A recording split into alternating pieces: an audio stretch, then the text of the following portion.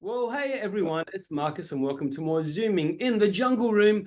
I am fortunate enough today, I'm actually speaking to my childhood icon.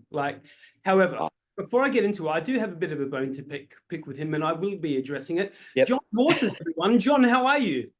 I'm very well, thanks, Marcus. It's good to be joining you here today. Well, okay, you know what? You say that now, but I've got a bit of an issue and I'm going to raise it. Okay, let's get into it. Sorry, I'm going to go there. But look, you know what? Let's go back to the play school days. I've harbored an issue with you ever since, the early days. And obviously, as most people might know, you were on play school for 18 years. My issue, John, is every time you got to the window section of the show and you would say, what window are we going to be going through today, kids? Yeah. I would yell out at the top of my lungs, square, square. And you wouldn't choose it. You'd go the round or the arch. And every single week it was exactly the same. Never, ever. You scarred me for life. Look, as I recall, it wasn't actually thrown out as a choice. It was, what window will we be looking through today? All right. Where, I made anyway, it all about me. I made it about I understand the trauma you've gone through, and I apologize on behalf of Jemima and Big Ted and Humpty. Hey, do you look back on those days with fond memories? Oh, of course. Yeah, what a great gig. I mean, today there's people like of your generation, people even older probably, who watch me on Play School and know me from there, and I've been a part of their life. That's a great, nice thing for an entertainer to know, you know. I loved it. Aside from the quite practical fact that it was a brilliant thing to be able to have work to go to when there were no shows on offer, no TV work in drama or whatever. So, Play School was a great standby. I didn't have to drive cabs or wash dishes for a living. And I mean, look, from there, obviously, your career has been really quite illustrious right up until the last thing that I've actually seen you in, which was The Woman in Black. It was at Adelaide Festival Centre with the incredible Daniel MacPherson. Yeah. What a banging show that one was, a banging production that was. That had the most incredible critical acclaim. Yeah, it's a unique play in that it calls on the audience to use their imagination a lot, as you will recall, and it's a very, very hard gig. It's 2 hours of non-stop talking of quite an archaic English, and Daniel was an absolutely fabulous workmate. You know, we helped each other and lent on each other because we were both pretty knackered by the time we'd come to the end of that run of 5 months of working on that show. Of course. I mean, look, it went so well. I mean, fingers crossed there's an encore tour of it one day. Fingers crossed. You never know. I think I might enlist somebody younger to take my place. I'm tired. I'm very, very tired. Oh, Dan can play the older guy, and we'll get you in. You can do the younger. Done. Thank you, my friends. Thank you. Hey, now, of course, that was only what? Oh, my goodness. I think that was only about 5-6 months ago that was here. And you are already on your way back to Adelaide very soon in February 2005, because you have got a brand new show commencing. It's called Radio Luxembourg. We're going to find out all about it. You are going to be headlining the GC, the Grand Central, which is in Angus Street, during the 2025 Adelaide Fringe. Yes, it's a show that I put together along with my musician working partner, Stewart D'Arrietta, based on the radio station, Radio Luxembourg. It's just a title because if you grew up in England, as I did, and you had the BBC monopolizing the radio waves and no commercial radio, you had to listen to the pop music being broadcast by Radio Luxembourg from the continental mainland. And it was a weird old signal. It was on an old-fashioned thing called medium wave broadcast, and it would fade in and out. But from the late 50s on through the early and into the whole middle 60s Beatles period and everything, every kid in England and every young adult was looking for where can we find a constant source of this rock and roll music that we love. The BBC weren't playing it, and they didn't really allow for anything else. So we went to Radio Luxembourg. So I thought it was a good title for a show that comprises great versions of the songs of the period done by this fabulous band that we've put together. So we've got, excuse me, we've got The Who, we've got Spencer Davis Group, we've got Steve Marriott and Small Faces, and a couple of quirky one-off hits. Crazy World of Arthur Brown with Fire. Yeah. We're a 6-piece band, and it's with no disrespect to any of the cover bands around. This is not like your local pub gig. It's the best musicians in Sydney, playing songs that a lot of people are quite familiar with, but hearing them live, wow, it's a whole new experience, man. It's really great. Of course, it's a 6-piece band, so it's going to be fun. Yeah, it's a big sound. You know, we have string pads. We've got a percussionist as well as a drummer, and she's a great chick called Jo Elms, and she's also a very good singer. So we've got plenty of good vocalists in the band as well. So big vocal sound is a part of the 60s thing, lots of harmonies. Yeah. We do Love Is All Around, you know, which is such a popular song, mainly because of the more recent cover version by Wait, Wait, Wait, as opposed to the original Trogs one. And so, you know, we do it that way. We do He Ain't Heavy, He's My Brother, the Big Hollies hit, which is a beautiful ballad. And we do Whiter Shade of Pale. We do a Bee Gees, we do a Beatles, we do a Rolling Stones, Sympathy for the Devil. So this is all stuff that you might hear on the sort of retro music that's played on FM, classic FM rock, but it's played live. And it's, for me, it's a whole new experience to do the songs I love with a great band behind me playing them. And I feel honored to be out in front of them. Hey, let's go back to when you were a child and you were absorbing yourself into the music scene, or music appreciation anyways. Who were some of the bands that you were really getting into?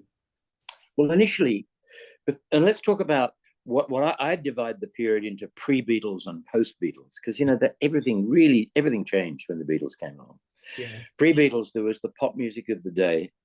I liked the kind of groove that the American, slightly bluesier people had. I liked Dion and the Belmonts, Ruby Baby. I liked a lot of the late 50s rock and roll from America, particularly you know, the Little Richard stuff. Elvis Presley, let's not forget, you know, like when I heard All Shook Up with that beautiful Memphis simple band playing that simple boogie groove and Elvis singing, that transformed me. That was the thing that turned me on to rock and roll, made me realize, even though I was probably 11 years older when I heard that particular song, it made me realize that here is music that actually gives you a buzz, and you know, it's sexy. You don't think much about sex when you're 8, 9, 10. Come 11, I started to go, oh, this is giving me a bit of a tingle. This is. I love it. And it does, and that's what our music does for us, you know. Yeah. Yep. Hey, so obviously, I mean, you're a massive lover of music. You're an incredible musician, performer, all of that. How do you listen to your music these days? Are you a Spotify guy? Do you love playing the vinyls? Do you listen to the radio? How do you take it in? Well, all of those, really. I mean, I mainly listen to the radio when I'm driving, and but Spotify is great. If you've got ad-free Spotify, sometimes I find myself just scrolling through, playing this, that, and the other, or YouTube, where you get, you know, video clips to go with the music. And I don't very often now these days put on either a CD or a vinyl. We've got a turntable and a bit of a vinyl collection here. My kids, in this, I've had 5 children over the years, and I have 3 children by this marriage, and their twins are 18 and their older brother is 21. So they're a new generation and they love vinyl.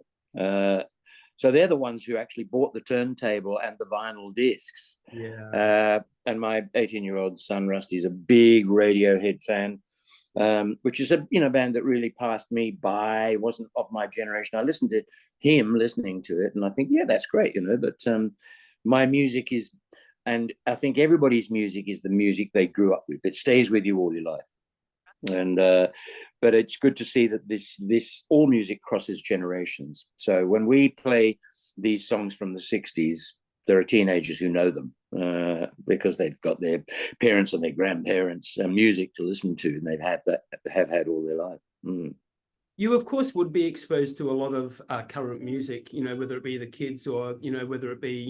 Well, Gloria loves, Who are you admiring? Who's a contemporary artist at the moment that you're, getting into? There's... I haven't heard an album from Paolo Nutini for a while. It was about 10 or 12 years ago that I heard him. And he was, I guess, I probably liked him because he had a rather retro style, with his music. I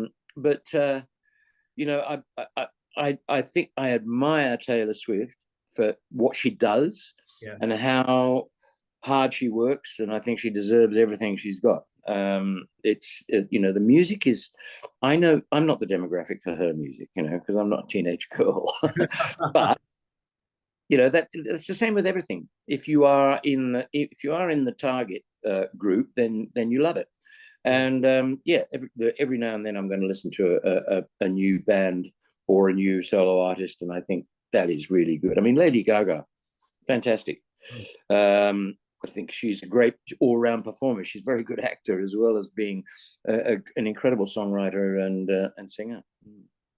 Speaking of all-rounders, like Gaga, I mean, you're not far from that either. I mean, let's be honest. I mean, stage, TV, have you got a preference? If you wake up one day and you had the option to do stage, TV, or music, which avenue would you go down immediately without even blinking an eye? Music. Okay. Yeah, because if I was told that I couldn't do any of the others, I could only do one, otherwise they'd shoot me. Then I'd say, okay, I'll sing. Hello, my baby. Hello, my ragtime. I'll keep it dancing.